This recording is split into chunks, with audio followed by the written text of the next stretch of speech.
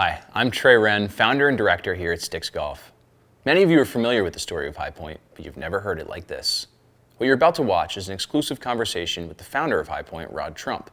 Rod has become a dear friend, a mentor, and someone that I look up to in the game of golf.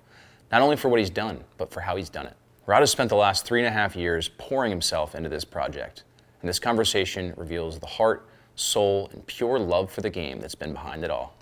This is the story of High Pointe with Rod Trump.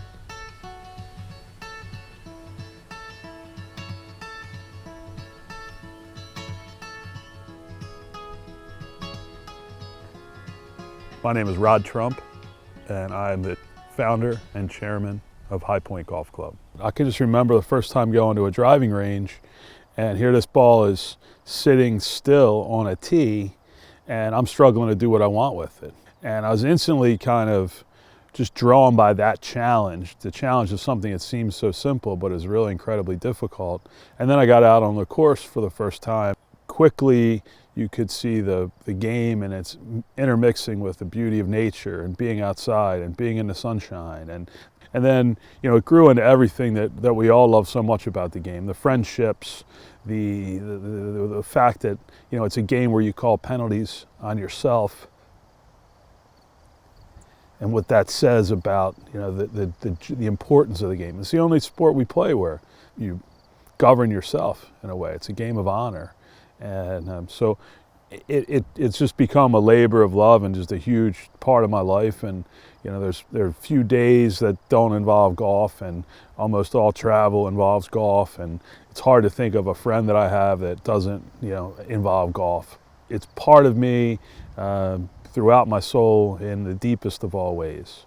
I had some success in business and became connected to some of the right folks in Baltimore, and a gentleman really opened the doors for me at Baltimore Country Club and offered to sponsor me. And he was a big guy around town, and very connected in golf, very connected in business. I wasn't born with a silver spoon, didn't grow up with a lot of money, worked for everything I have. I'm proud of that. At the time, it was very difficult to get into Baltimore Country Club. It was a process. And I think I needed a sponsor, 4 seconders, and then 5 references when I got into BCC. It's a great club, and it has a phenomenal golf course. The East Course at Baltimore Country Club is the Tillinghast Golf Course, and it's perhaps one of his most underrated golf courses. And I think being a member there and the friends that I made then opened up, a number of other doors for me that ultimately led me to where we are today. So my first question about High Pointe is one I've never asked you in all of our time together, but why go to all this trouble? There are plenty of great golf clubs around the world, even here, that you're able to join and just enjoy as a member. Why create? Why build your own place? I love the game. It's in my soul. It's a huge part of me in every way. And after the sale from my first company, I became on a path of fulfillment. And I'd learned that it wasn't just about how much money that you made. So at a young age, I got on a path of fulfillment and looking for things that were more meaningful. And I'd kind of been on that, most of my 30s, into my 40s. And then in May of 2019, when I lost my parents, and that really reinforced, hey, whatever I'm doing, I better be doing it the right way for the right reasons, and it better be meaningful. So it took me a little bit of time, and I remember talking to a few friends, really asking for how they got through a difficult time in their life. And a dear friend of mine who ultimately was the person that got me here to Northern Michigan, but Casey Cal said, you gotta be on a mission. You've got to live a purpose-filled, purpose-driven life. And for me, I knew that there wasn't a lot that spoke to me more than the game of golf did. And so I decided I wanted to do something in golf. And I looked at some apparel companies, I looked at acquiring different companies in this space, and I decided ultimately, as a result of my involvement in leadership at Pine Tree, that I'd make a run at a couple private clubs. So I looked at a couple private clubs, and I was pursuing the Kingsley Club. It didn't work out, but I fell in love with Northern Michigan during that summer. And then that winter, somebody mentioned to me about High Pointe, and when I spent all this time in Traverse City in the summer of 21, did I check out High Pointe? They had mentioned that Tom Doak had been on a podcast and telling a story about bringing back his first, and it just had happened to be in Northern Michigan, where I fell in love with Northern Michigan the summer prior, and so it was very intriguing, and I had a desire to instantly learn more. I got off the golf course that day. I don't remember a shot or a swing from the last 6 holes after hearing about High Pointe, but I listened to the podcast. It was Tom on the Yolk with Doak for the Fried Egg podcast, and Googled a couple articles, and very quickly got Tom's contact information within a couple hours and reached out to him, and that's how the journey began. So, Rod, you kind of touched on it, but why Northern Michigan? Why here? The long days, the incredible sunsets, the great Midwestern people, the proximity to water, the natural landscape, the simplicity of it, the lack of pretense. It was just so great in so many ways. And I could really see myself here in Northern Michigan in summers. But if I'm going to be anywhere for more than a couple days, I got to have great golf. It's just that simple. Maybe if I'm in Italy for a couple weeks, I can take a little bit of respite from the game. But other than that, if I'm anywhere in the world, there's a great golf as a part of it, or I'm looking for, a place to play or a place to go for an experience. To me, Northern Michigan was incredible, but it really didn't have a truly great golf club with a truly great, golf-centric experience. It just didn't have all of the things that are so important to me, and to me that so scream great golf club, one of the great homes of golf. But I had certainly fallen in love with the area, and just kind of thought when the Kingsley deal didn't come together that, well, maybe it's not going to be Northern Michigan, unfortunately. And then I heard about High Pointe, and within hours of hearing about High Pointe, listened, watched the podcast, read a half dozen to a dozen articles, and just said it's got to be it. Through going through these articles, I could understand the architectural importance, and I knew who Tom Doak was. I knew how great he was. I knew how incredible the golf courses that he designed are.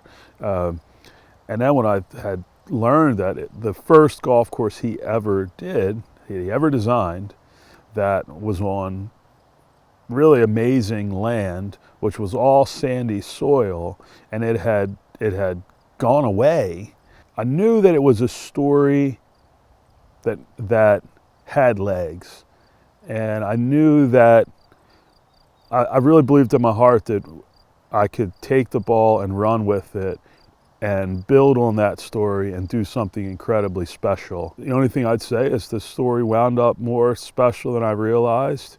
It meant a lot more to even more people than I thought it did, and that's really helped our success. But you think about the greatest of anything, and the fact that it was their first and it was gone, and the ability to bring it back and recreate it, and then not just have this great golf course or this great destination for golf, but then it was really my mission to build this incredible club around it. And we still got a long way to go on that, but I believe we're off to a fantastic start. Well, the first time that I actually got on the phone with Doak was about a week or so after our initial email exchange. Tom was going out to an event at Stone Eagle. Could have been the Renaissance Cup, could have been the Doak Cup, but he was going out for a particular event, and we set a time to talk when he was going to be back. And here at that point, I was already optimistic. Like, man, I'm going to be talking with one of the game's greatest architects, and I'm going to be talking to him about bringing back this first course I've just heard him on a podcast be excited about. And when I started talking with Tom, And I said, did you mean what you said on that podcast? Are you really interested in bringing back High Pointe?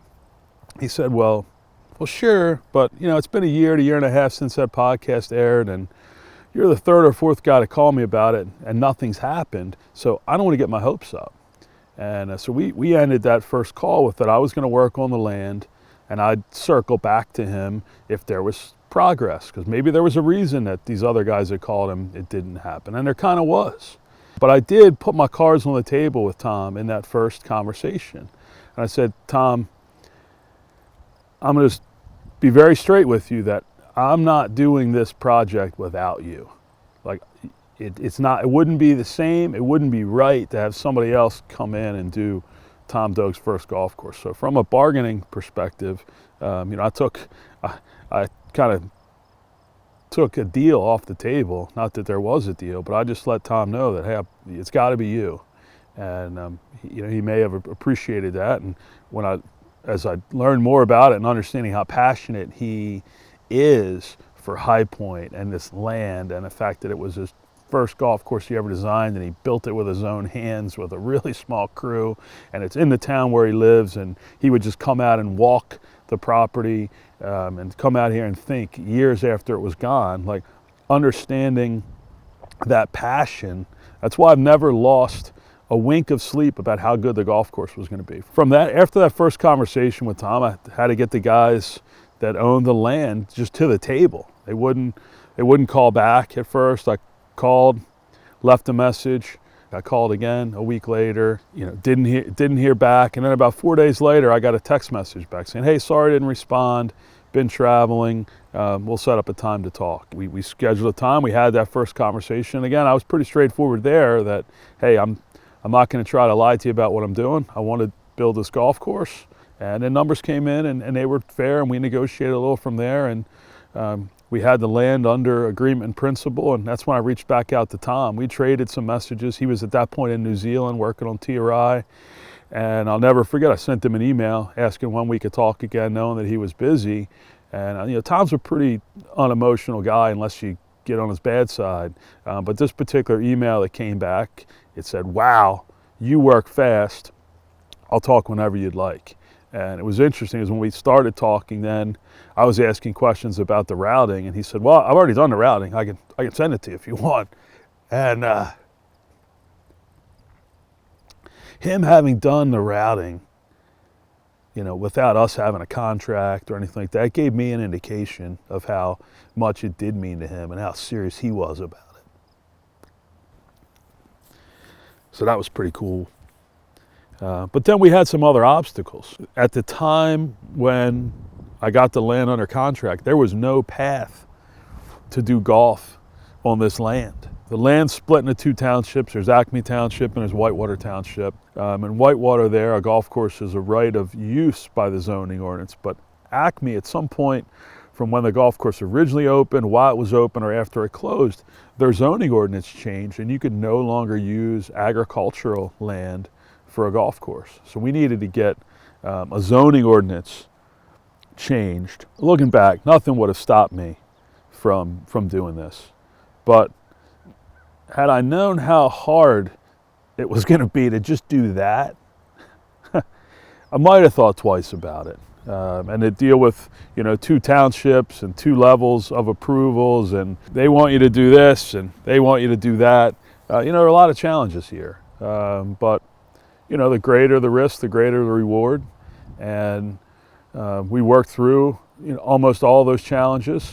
There's always one that pops up, but at this point we're fairly experienced in dealing with them. Hopefully there isn't another one that comes, but we can draw on our success in the past challenges to know where we could go on the new ones. All right, so we've got the land, got Doak, and you did all of that without ever seeing the property. Talk about a leap of faith. Tell me about the first time you came here. The first time I ever came and saw the land, I think we flew up on May 8th. We're going to meet Tom on property May 9th. That was the first time. And at that point, I had 6 months of my personal time invested. I had about $500,000 out in diligence and retaining people and working on entitlements. But yeah, even at that early stage, my heart was in it, and guys knew guys that were in my world knew that I was trying to pull this off. And I know that probably one of my greatest fears in life is the fear of failure, like not being successful. So, I mean, that's definitely driven me the whole way on this, that it is my reputation out there. Plus, the way my dad raised me, the most important thing you can be as a man is an honorable man. And I've always wanted to do this the right way for the right reasons. And, I've had some folks write checks as founding partners, they're part of our investor group. I've had guys write substantial checks as founding members, and I take that responsibility on wholeheartedly to deliver. Honestly, 2023, didn't really understand it at the time, but it's probably one of my favorite years though. It's always, when we start talking about the people,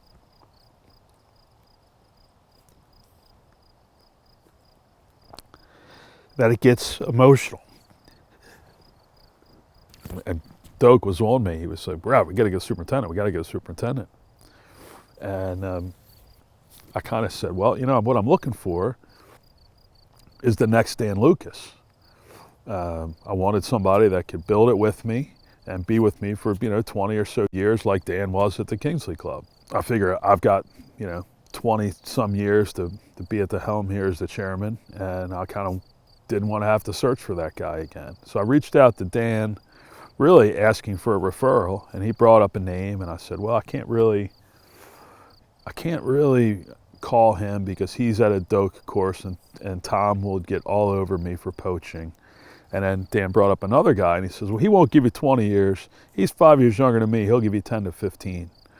And I let him ramble on for a few more minutes, and I said, Dan, you mentioned that other guy is going to work 10 to 15. He's 5 years younger than you. You're based on how long you think he's going to work on how long you're going to work. So does that mean you're going to work 5 to 10 more years? Immediately then changed the direction of the conversation and made it known that, I really should be talking to Dan about the role. And he said, well, I need to think about it. It'd be hard. About 48 hours after that conversation, Dan had accepted and he was coming on board. I'm Dan Lucas. I'm the Director of Agronomy at High Pointe Golf Club. 23, it's a blur.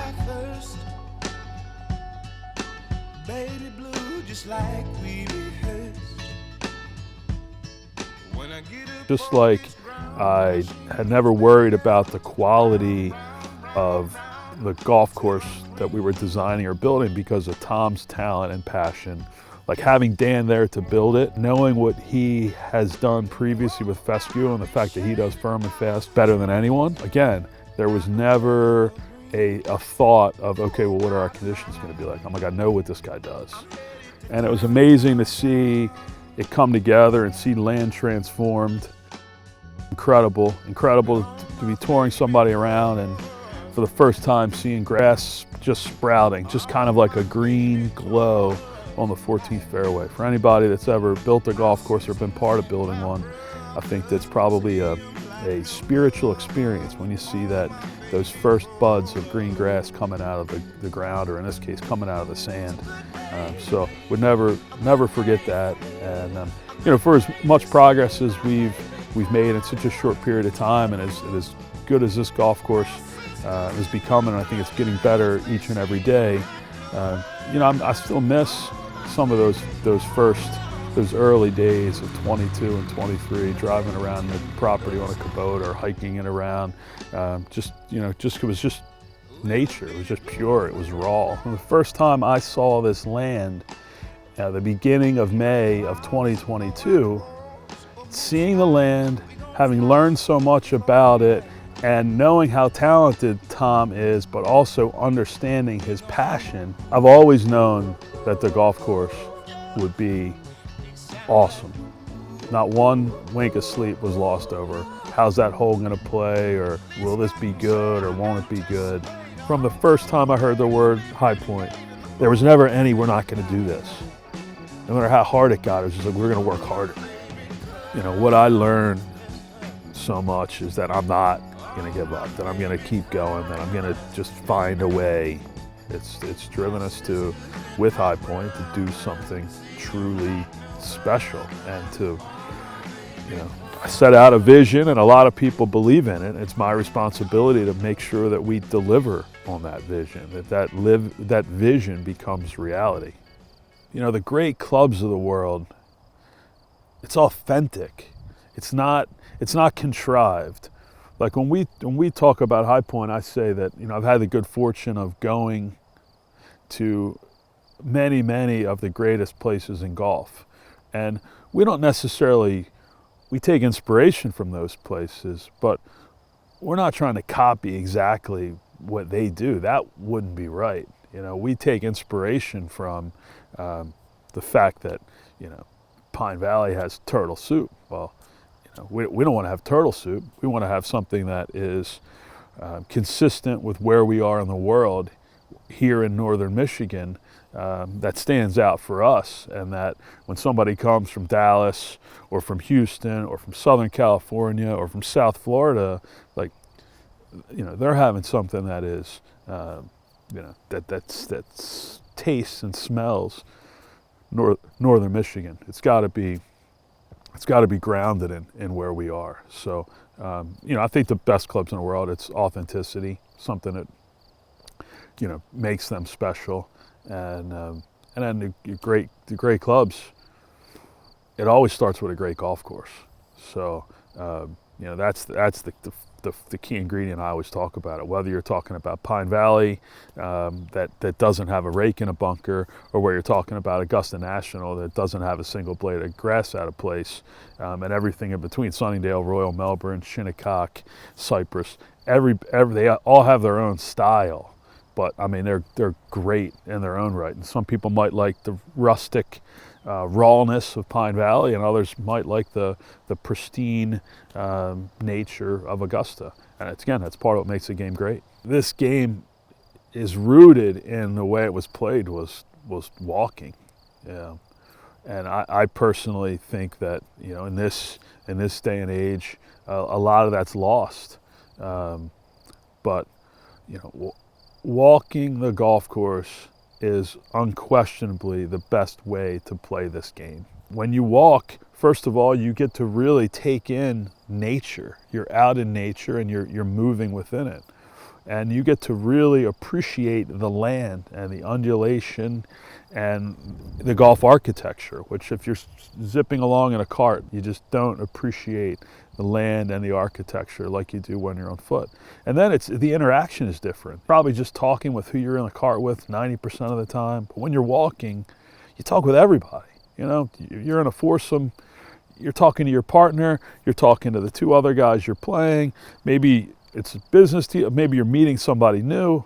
You're probably talking to the 2 or 4 caddies that are with you too. I mean, that's when I go out, I feel like by the time I've finished the round, I've had a conversation with everybody in the group, and I've learned something about someone. I've heard a story, so it's part of what makes it great, and so that's really core to our culture here at High Pointe. We walk together, we experience, we talk. We play briskly. I always say that there's no reason we can't play in 4 hours, but it shouldn't be at the expense of listening to a story or telling a joke. When you're walking, you've got those opportunities to do it between shots or going from a green to a tee. So it happens organically and naturally, but it's the great parts of this greatest game. You and I have talked about this before, but talk about the seasonality of Northern Michigan and being a great club that's only open for part of the year. Well, when you look historically, the greatest clubs are seasonal clubs. And now, whether it's as a result of travel or people having more flexibility in business by kind of always being connected, which we can debate, but you can pop on a Zoom in a lodge room somewhere. You can go into the locker room after your round and handle 50 emails in 5 minutes. And so there's more freedom. But if you look at the greatest clubs, they were seasonal and they were destination. There's a reason Augusta is where it is. It was on the train line. So, Clifford Roberts and Bobby Jones, they initially sent trains for people out of the Northeast to come down and experience. So that proximity then, obviously it wasn't air travel or private aviation, it was train lines. But you would go down to Augusta from New York City in February, and it was a nice reprieve from winter and the ability to play golf on what's an incredible golf course, and a golf course that was by nature designed to have a good time. It wasn't. A lot of people don't know that. We've seen guys struggle even at the Masters, but it was designed for everyone to be able to go there and potentially shoot a good score. And that's something that we embrace here at High Point. It's not meant to, kick you into where. This is a game that we do for the love of the game and for fun and for enjoyment. And you should have fun out here. Can it play hard at times? Absolutely. But this is not designed to, to kick you in the teeth or be brutally challenging. We want you to have a good time. We want you to enjoy it. We think that keeps you coming back. But the seasonality aspect, Seminole's in Florida. Seminole closes. Pine Valley, you don't go there in the winter and play. Shinnecock National, they close a couple weeks from when we will close. So yes, most of the development in golf right now is happening in the southern half of the country. That is where a lot of people relocated to during COVID. I like to say people left the Northeast, they left California, they moved to 4 states: Texas, Florida, South Carolina, and Tennessee. Great states with great policies, very attractive from a business and a lifestyle perspective. But they're also places where if you have the freedom and financial ability to get out of in the summer, it's nice to beat the heat and get out. And so we think that the fact that we are in the North, has given us some interest. Our game is becoming increasingly informal. Why have you gone the opposite direction? And part of our core here at High Point is respect for the traditions. Why are the traditions of the game so important to you? Well, I think, the game is changing, life is changing. I mean, I don't think many people wear 3-piece suits to work anymore. Most people don't wear ties to work anymore. There's an informality in the world. And when we talk about High Point, we talk about our members, and our members share 3 core values: a love for the greatest game, a respect for the traditions of the game, and a uniquely high golf IQ. And the traditions of the game are, yes, when you come here, you're going to be in pants or shorts, and your shirt's going to be tucked in, your hat's going to be on forward. But it's not meant to be stuffy. There's a balance point that's very important to us at High Point, and we think we borrow from some of the clubs in the old world that find that perfect balance between formality and informality. So we don't want it to be stuffy, we don't want it to be uptight, and at the same time we don't want it to be a frat party or out of control either. It's that perfect balance of decorum. We're gentlemen, and that's how we should carry ourselves. So I think the game is evolving. One thing I love that Jimmy Dunn says. Jimmy's the president of Seminole. He's a member of the Big Five plus some.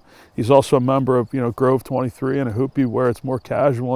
And Jimmy, I've heard him say, the game can be fun different ways. And I think that's true. And I think there's, screen golf is taken over. We'll see how that goes with TGL. But I think anything that brings interest or excitement to the game is good for the game. And then we just have to figure out how to apply it and what it means to us. And I am somebody that embraces the traditions of the game, and we'll lean that way. But again, not to where it's stuffiness or not fun. We want it to always be fun.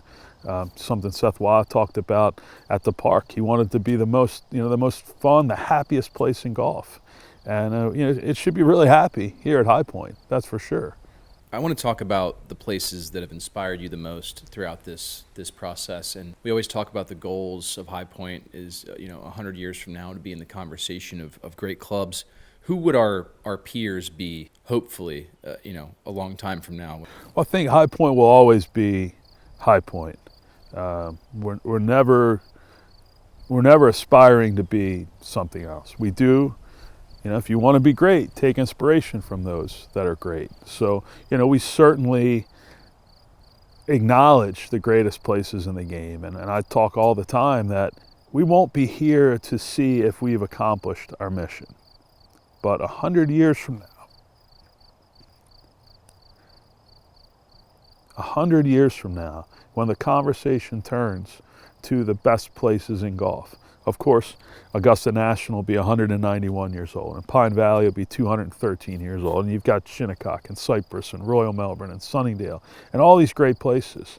And we will never surpass them in longevity. But 100 years from now, when the conversation turns to the best places in this game, we want to be in that conversation. That's our goal. Whether it's because we're Tom Doak's first, or perhaps will be thought of as one of his true masterpieces, but also because of our members and the fact that we've been very patient and deliberate in curating the right group of people to be our membership. And I know that so many of our members, I appreciate them believing in the vision, and I think that's also why we've had such success, is because they've been exposed to it, and it was something that they were searching for, that they want it too. And I think that's why we've had so much demand for membership, is because whether it's this place in the world, the unique story with Tom, our approach to finding that perfect blend of formality and informality, whatever it may be, that I know what we're doing is special. We've got very lofty goals, but we're very focused on achieving them, just getting a little bit better each and every day. So last year we were finally able to play this golf course. It was only 9 holes, but it was damn special. I was incredibly fortunate to be in that group with you. Tell me about that moment. I think playing the golf course for the first time, it was surreal. It's so much time, work, passion had gone into it. It wasn't necessarily real. I think it took a couple days to sink in. It was a progression, and I purposefully didn't play it before we opened that first day because I wanted to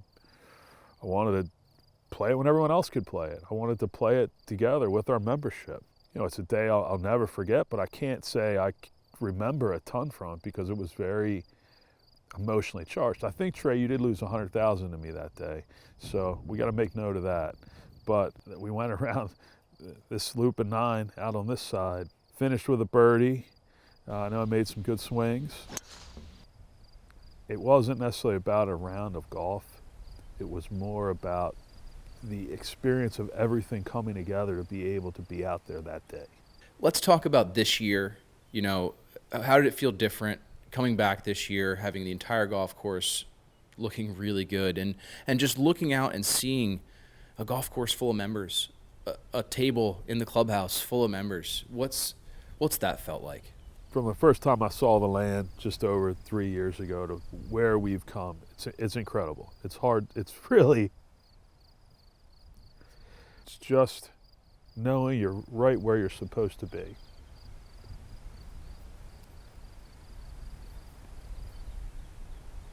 I think that just kind of sums it up. It's right where I'm supposed to be. Is that it?